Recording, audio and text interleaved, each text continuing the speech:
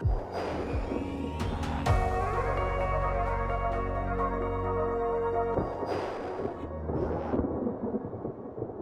way we categorize hurricanes, we actually they'd start as tropical systems, and they'll start as tropical waves and then depressions, and then as the intensity and the organization of the storm develops, the National Hurricane Center, which is based in Miami, Florida, will start classifying the storms based on their wind intensity. First thing to start out is a tropical depression, which is anything about 38 miles an hour. Then you move from a tropical depression to a tropical storm, which is 39 to 73 miles an hour.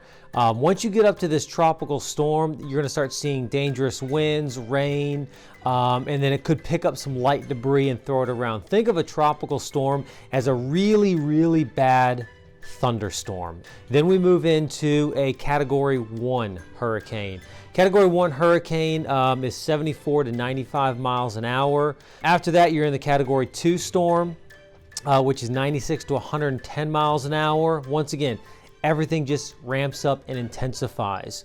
Once you get to a Category 3 storm, that's when you're looking at wind speeds from about 111 miles an hour to 129 miles an hour. This is when the real devastating damage starts to occur.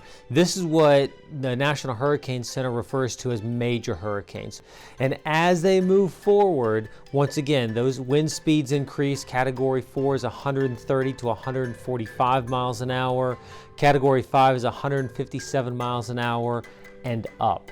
One other thing that's also extremely impactful with a hurricane is the storm surge, the amount of water that the storm will bring with it, and the amount of water that the storm can push up on land. And so we have to not only anticipate for the wind and the damage that the wind will bring, but also the storm surge as well. Hurricane names are developed by the National Hurricane Center. They release their names every year at the start of hurricane season, and they rotate throughout the year between male and female names. So like A will be Anna, B will be Bill. Everybody likes to see their name on the list and see what happens. But I will say one thing interesting about the hurricane names is once a hurricane has a devastating impact, that name is officially retired. So think about Hurricane Andrew, Hurricane Charlie, Hurricane Ivan, Hurricane Katrina. All of those names are retired.